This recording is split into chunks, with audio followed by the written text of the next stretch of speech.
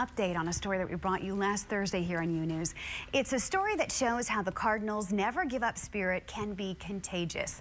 KOMU8's Todd joins us with that story. Todd? Thanks, Sarah. On August 25th, the St. Louis Cardinals were 10.5 games out of the playoffs. Their season looked over. Around the same time, one of their fans was fighting for his own life and never gave up on that team. The players turned it around, and that fan's dream came true.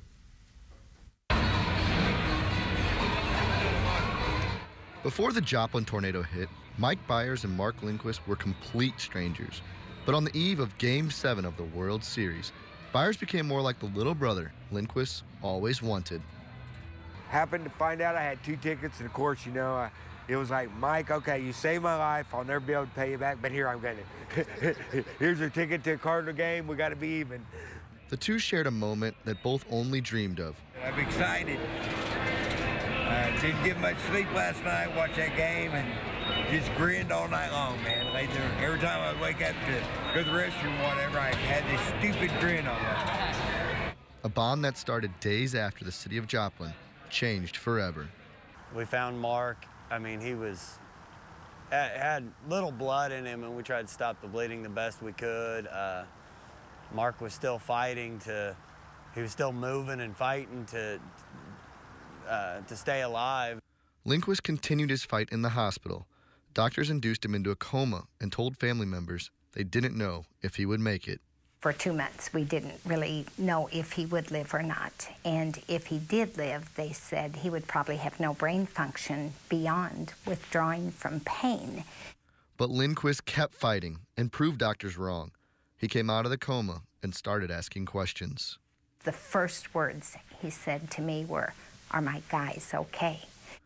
Lindquist lived at a group home on Iowa Street with 3 developmentally disabled men. He did everything he could, but the tornado claimed the lives of his guys. And I had trouble dealing with that at first, but I realized that they're in a better place. And now instead of me watching over them, they're kind of watching down on me, and I actually feel like I have 3 angels.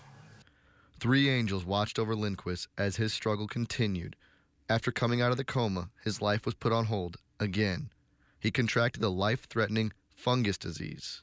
He saw an angel in a light green light, and he said at that point, I knew the fungus was gone.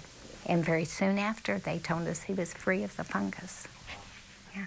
Not a red light, it was a green light, not a cardinal red. It is unknown how long Lindquist will live. He created a bucket list of things he wanted to do. Number 1 on that list was attend a World Series game and watch his favorite team. An anonymous donor made it happen.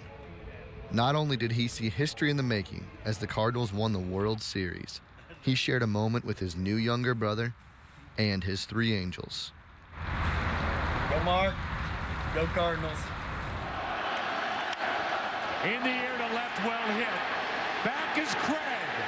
What a team, what a ride. The Cardinals are world champs in 2011. A great story. Lindquist is now living with his brother in Southwest City, Missouri. That's at the corner of Oklahoma, Arkansas, and Missouri. And he actually has plans to get married soon. So the story doesn't stop there with Mark.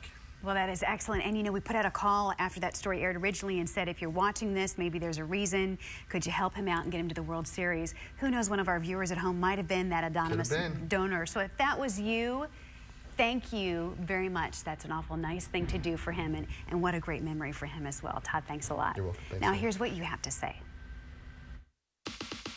Send us your photos and videos. Go to our website at KOMU.com and post them.